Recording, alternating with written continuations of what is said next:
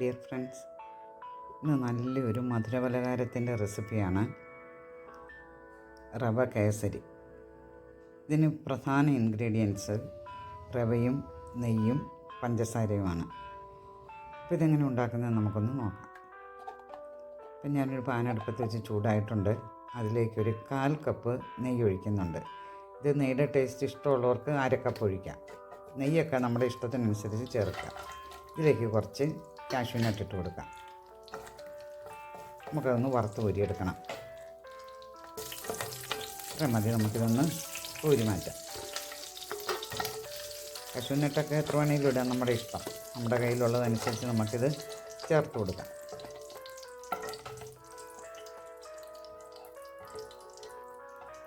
ഇനി ഇതിലേക്ക് നമുക്ക് കുറച്ച് കിസ്മിസ് ഇട്ട് കൊടുക്കാം. അത് ബോൾ പോലെ ആയിട്ടുണ്ട്. അപ്പോൾ അതും നമുക്ക് കോരിയെടുക്കാം.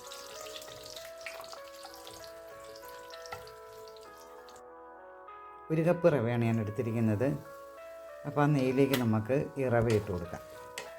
ഇത് വറുത്ത റവയാണ് എങ്കിലും ഒരു ലൈറ്റ് ഗോൾഡൻ നിറമാകുന്നത് വരെ നമ്മളിതൊന്ന് വറുത്തെടുക്കണം. നിറമൊന്ന് മാറണം ചെറുതായിട്ട്, അത്രയും മതി. ഒരുപാട് കരിഞ്ഞു പോകരുത്, മൂത്ത് പോകരുത്. ഏകദേശം നിറം മാറി വന്നിട്ടുണ്ട്. ഞാനൊരു 2.5 കപ്പ് വെള്ളം തിളയ്ക്കാൻ വെച്ചിട്ടുണ്ടായിരുന്നു. അപ്പം വെള്ളവും തിളച്ച് കിടക്കുവാണ്.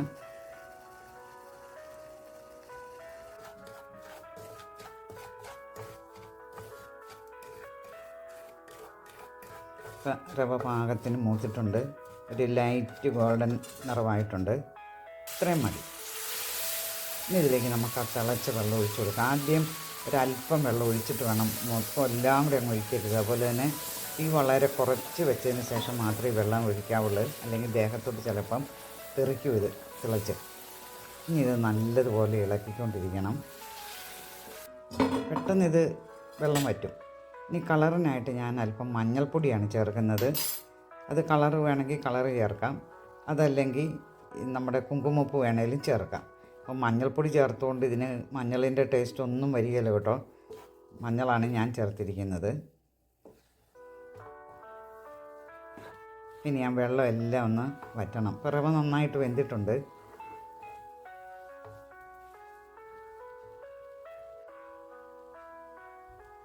ഇനി നമുക്കിതിലേക്ക് 1 കപ്പ് പഞ്ചസാര ചേർക്കാം. ഇത് അത്യാവശ്യം മധുരമുണ്ട്. ഇനി മധുരം കൂടുതൽ വേണ്ടവർക്ക് കുറച്ചുകൂടി ചേർക്കാം. മധുരവും നെയ്യും ഒക്കെ നമ്മുടെ ഇഷ്ടത്തിനനുസരിച്ച് ചേർക്കാം.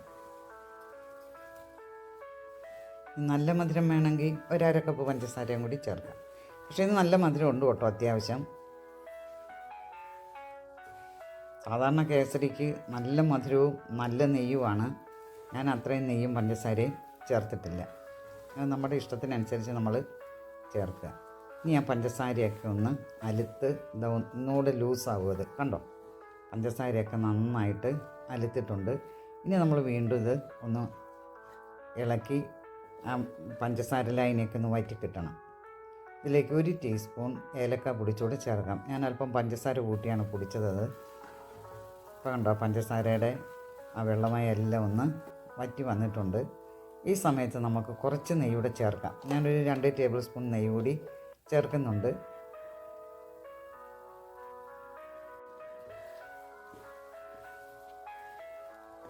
ഇനി നല്ലതായിട്ടൊന്ന് ഇളക്കി യോജിക്കണം.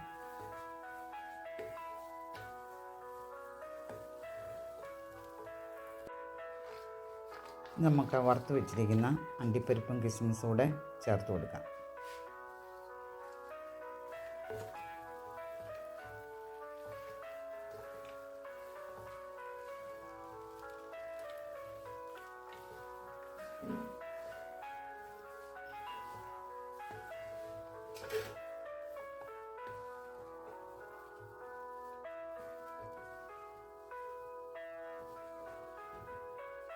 ഇത്ര മതി. നമുക്ക് ഫ്ലെയിം ഓഫ് ചെയ്യാം. ഇതൊരു പാത്രത്തിലേക്ക് മാറ്റാം.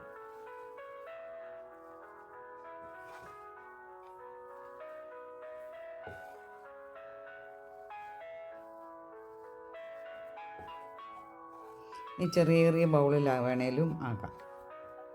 ഞാനിത് ഒന്നായിട്ടാണ് ഒറ്റ പാത്രത്തിലേത് ഞാൻ മാറ്റുന്നത്.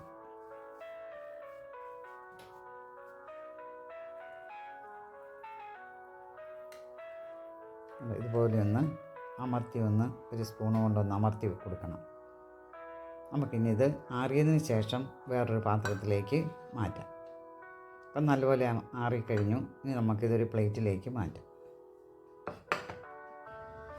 കണ്ടോ, നമ്മുടെ റവ കേസരി റെഡി ആയിട്ടുണ്ട്. നല്ല ടേസ്റ്റിയാണ്. ഇത് നമുക്ക് വേണമെങ്കിൽ പീസസ് ആയിട്ട് മുറിച്ചും സെർവ് ചെയ്യാവുന്നതാണ്. അതല്ലാതെ സ്പൂൺ കൊണ്ട് കോരി വേണമെങ്കിൽ നമുക്കിത് കഴിക്കാവുന്നതാണ്. വെള്ളത്തിന് പകരം നമുക്ക് പാൽ വേണമെങ്കിലും ചേർക്കാം. അതുപോലെ തന്നെ ചെറു ചൂടോട് വേണമെങ്കിലും നമുക്കിത് കഴിക്കാൻ നല്ലതാണ്.